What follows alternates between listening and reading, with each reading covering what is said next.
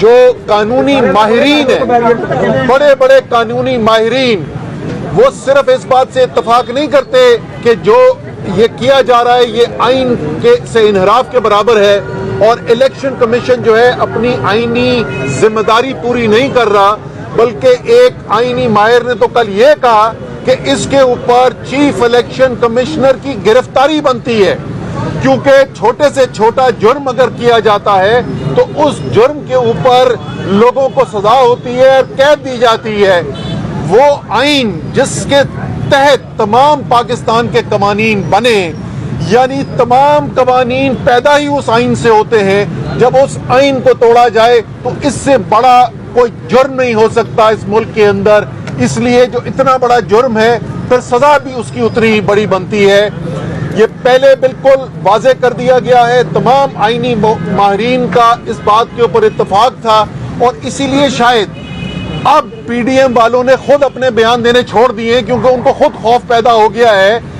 کہ جب انہوں نے کہا کہ ہاں یہ تو لکھا ہے کہ 90 دن کے اندر الیکشن کرانا ضروری ہے، یہ آئین میں لکھا ہے، لیکن وہ کہتے ہیں یہ آئین میں نہیں لکھا کہ اگر یہ الیکشن نہیں ہوگا تو پھر آئین کیا کہتا ہے۔ اور جب قانونی ماہرین نے بتایا کہ یہ بالکل واضح ہے، یہ آئین کے اندر لکھا ہوا ہے کہ جب آپ آئین سے انحراف کرتے ہیں تو اس کی سزا جو ہے وہ آرٹیکل 6 کے اندر ہے، وہ آئین سے انحراف جو ہے وہ غداری کے برابر ہے۔ تو یہ جو کام کیا جا رہا ہے یہ غداری کے برابر آئین کے مطابق ہے، اس لیے یہ ضروری ہے کہ بغیر کوئی وقت ضائع کیے ہوئے فوری طور پر آئین کے مطابق، ہائی کورٹ کے فیصلے کے مطابق فوری طور پر اعلان کیا جائے۔ اور ہمارا تو مطالبہ یہ ہے کہ آج کا دن ختم ہونے سے پہلے اعلان کیا جائے۔ ایک حلقے کے اندر الیکشن تھا، اور اس ایک حلقے کے اندر الیکشن پہ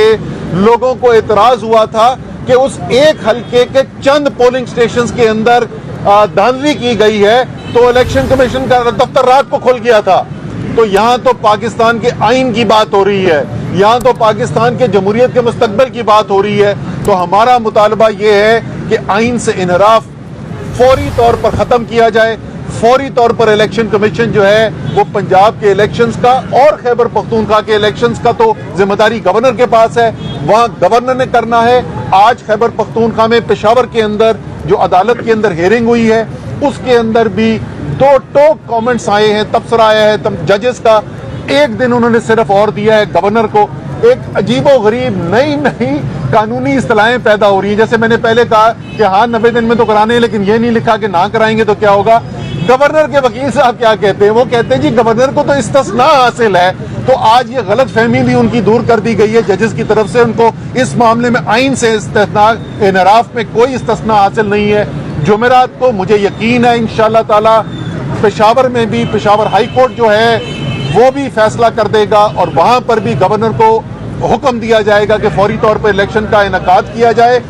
اور اگر یہ نہیں ہوگا تو ہم اپنے آئین کے دفاع کے لیے ہر حد تک جانے کے لیے تیار ہیں۔